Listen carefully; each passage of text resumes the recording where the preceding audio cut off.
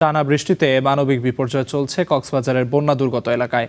স্বজন হারিয়েছে কমপক্ষে 20টি পরিবার, সহায় সম্বল হারিয়েছেন অনেকেই। এরই মধ্যে দেখা দিয়েছে সুপেয় পানি ও খাবার সংকট। আক্রান্ত এলাকার প্রত্যেকেরই লড়াই চলছে বানের জলের সঙ্গে। মুহিবুল্লাহ মুহিবের তথ্য ছবিতে প্রতিবেদন।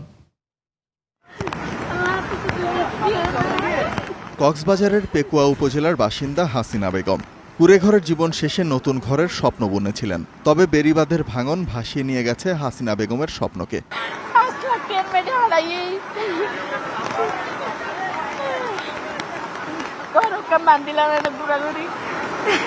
হাসিনা বেগমের মতো আরও অনেকের সাজানো সংসার উলটপালট হয়ে গেছে।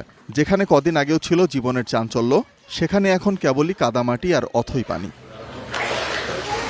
মাত্র কয়েকদিনের ব্যবধানে পাহাড় ধসে আর বন্যার তীব্র স্রোতে প্রাণ হারিয়েছেন অন্তত 25 জন। নষ্ট হয়েছে ঘরবাড়ি। সব হারিয়ে অনেকের কপালেই এখন দুশ্চিন্তার ভাঁজ। কোমর উপর উঠে গেছে, এখন বাচ্চা এবং বাচ্চা ফ্যামিলি সবাই খুব দুর্ভোগে আছে। গতকাল সকাল থেকে বাড়িতে 1 হাঁটু পানি, আজকে কোমর পর্যন্ত হয়ে গেছে। থাকা খাওয়ার কোনো হিসেব নেই। সবে নষ্ট হয়ে গেছে। ফ্রিজ, কাঠ হঠাৎ করে অতর্কিত অবস্থায় রাত 12টার দিকে পানি ঢুকছে, যার কারণে কোনো প্রস্তুতি ছিল না আমাদের। শুধু স্বজন হারানোর বেদনাই নয়, বেঁচে থাকার লড়াইটাও এখানে চরম দুর্বিষহ।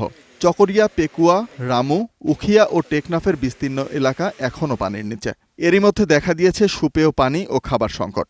দুর্গত এলাকায় শিশু খাদ্য ও চিকিৎসা সেবার ব্যবস্থারও বেহাল অবস্থা। সড়ক যোগাযোগ বন্ধ, নেই বিদ্যুৎ। গামছা ফিন্দিয়া বাড়ি থেকে বাড়িছি, আমাদের খানা দাওয়া কোনো হিসেব কিতাব নাই। খাবারের ব্যবস্থা করতে পারতেছি না, বাচ্চাদেরকে নিয়ে কোনো মতে থাকা যাচ্ছে না, তাই নিরাপদ স্থানে আমরা চলে আসতেছি। কিছু সাহায্য সহযোগিতা ফাটে বলে আরো বেশি অনুরোধ করি। বাচ্চাগুলো এখানে অসুস্থ, ওনারা কানা করি ভালো ট্রিটমেন্ট করতে পারবেন, এখানে চিকিৎসা সুবিধা লাই আর এক কানা করি তৎপরতা করি বললাই।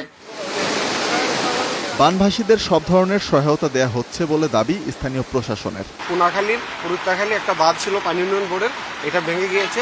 এখানে আমাদের প্রশাসক সহ স্থানীয় লোকজন আছে, পানি একটু ঢুকতেছে এবং প্রত্যেকটা ইউনিয়নে এগেনস্টে আমরা চকরিয়াতে 20 টন এবং মাতামুড়িতে আরো 10 টন আমরা ইউনিয়ন পরিষদের অধীনে আমরা বরাদ্দ দিয়েছি।